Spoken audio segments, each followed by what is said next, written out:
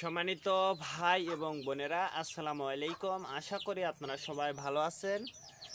আপনারা দ্রুত আপনার দেশি মুরগিকে বড় করবেন কিভাবে, আজকে এই বিষয় নিয়ে আমি আপনাদের সঙ্গে বিস্তারিত শেয়ার করব। আপনারা কি খাবার খাওয়াবেন আপনার মুরগির, তাহলে আপনার মুরগিটা ঝটপট বিক্রির উপযোগী হবে। তো খাবারের আমি প্রথমে বলবো যে খাবারের বিষয়টা কিন্তু আপনাকে যথেষ্ট লক্ষ্য রাখতে হবে। আপনার মুরগিকে আপনি যেমন খাবারটা দেবেন, আপনার মুরগির ওজনটাও কিন্তু আপনার তেমনই পাবেন। তার ভিতরে কথা আছে, আপনার মুরগি যদি অসুস্থ থাকে বা চূড়ায় যে কোনো সমস্যা থাকে, সেক্ষেত্রে কিন্তু আপনার হাজার যদি খাবারটাও দেন, ভালো খাবারটাও দেন, তাও কিন্তু আপনার মুরগিটা ভালো মানের ওজন আপনি পাবেন না। এই জন্য আমি বলবো যে ভালো মানের ওজন পেতে হলে অবশ্যই আপনার মুরগির পরিচর্যা করতে হবে, রোগবালাই সম্পর্কে আপনাকে পূর্ণ ধারণা রাখতে হবে। যদি এইগুলো ধারণাটা রাখতে পারেন, সেক্ষেত্রে ইনশাল্লাহ আপনার মুরগিটা আপনারা বিক্রি করার সময় অবশ্যই আপনারা যথেষ্ট মুরগির ওজনটা পাবেন। আর যদি আপনার ডিমের জন্য আপনি মুরগিটা তৈরি করেন, সেক্ষেত্রে কিন্তু আপনার মুরগিটা অন্যান্য মুরগির চাইতে বেশি ডিম পারবে ইনশাল্লাহ।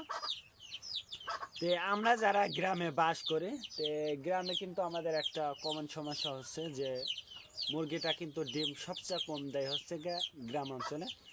এবং এই যে ছোট্টকালে বাচ্চাকালে যদি আমরা ভালো মানের খাবারটা দিতে পারি, ভালো মানের খাবারটা যদি আমরা দিতে পারি, সেক্ষেত্রে কিন্তু আমাদের মুরগিগুলো কিন্তু দ্রুত বড় হবে, দ্রুত বড় হবে এবং মুরগিটার কিন্তু পুষ্টিহীনতা থাকবে না, পুষ্টি মান থাকবে বা পুষ্টি ভালো মানের পুষ্টিটা থাকবে।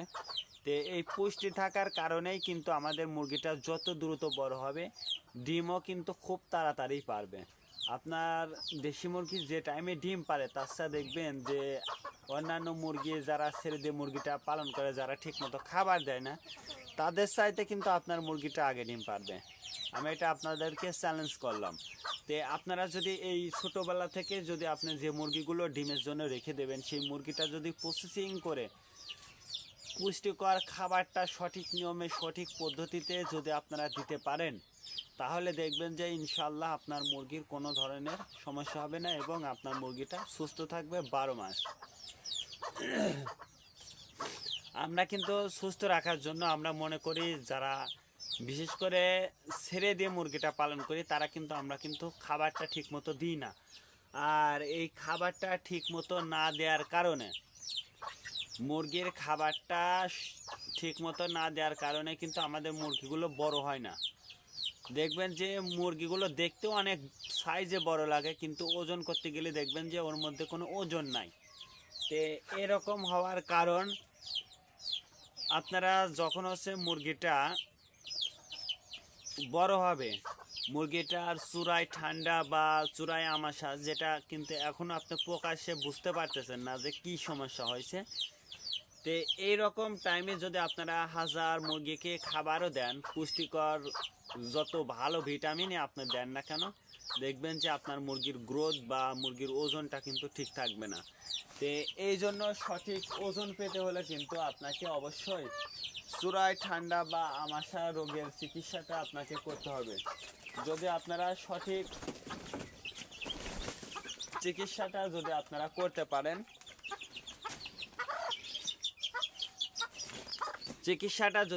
পারেন, সেক্ষেত্রে কিন্তু আপনার মুরগিটার ওজন ঠিক থাকবে, আপনার মুরগিটার গ্রোথ ঠিক থাকবে, আপনার মুরগিটা ভালো থাকবে। এবং আপনি বলতে পারেন যে আপনার মুরগির বয়স, ডিমের উপযুক্ত বয়স নাই হতে আপনার মুরগিটা ডিমও দেবে ইনশাল্লাহ। তে কিছু নিয়ম জানতে হবে। যে সর্বপ্রথম আপনাকে যেটা করতে হবে, যদি আপনার মুরগির কোনো রকম আপনি বুঝতে পারেন যে আপনার মুরগির আমাশা হয়েছে বা ঠান্ডাজনিত সমস্যা রোগ হয়েছে, অবশ্যই আপনার দুইটা পদ্ধতিতে কিন্তু চিকিৎসা করতে পারেন। সেটা হচ্ছে একটা ঘরোয়া পদ্ধতি আর একটা হচ্ছে ঔষধ দিয়ে। আমি বলবো যে ঔষধ দিয়ে আপনারা কখনো চিকিৎসা করতে যাবেন না, যদি আপনি ডিমের জন্য মুরগিটা রেখে রাখেন। আর যদি আপনি মনে করেন যে আমি মুরগিটা বিক্রি করে দেবো, সেক্ষেত্রে আপনারা ওষুধ দিয়ে চিকিৎসা করতে পারবেন। তে তারপরও একটা বিষয় আছে, যদি আপনারা অ্যান্টিবায়োটিক ওষুধ দিয়ে যদি আপনারা আপনার দেশি মুরগি বাচ্চা বা মুরগিগুলোকে যদি চিকিৎসা করেন, সেক্ষেত্রে কিন্তু আপনার মুরগির ওজনটা কমে যাবে। এই জন্য আমি সর্বাবস্থায় বলবো যে অবশ্যই আপনারা অ্যান্টিবায়োটিক বাদে আপনারা চিকিৎসা করবেন, দেখবেন যে ইনশাল্লাহ আপনার মুরগির ওজনটা ঠিক থাকবে। তো যেহেতু আমি বলছি যে কোন খাবার খাওয়ালে আপনার মুরগিটার ওজন সবচেয়ে ভালো থাকবে, তো এই যে আমি কিন্তু যে খাবারটা আমি আমার মুরগিকে দিয়েছি এটা কিন্তু ভুট্টার গুঁড়া।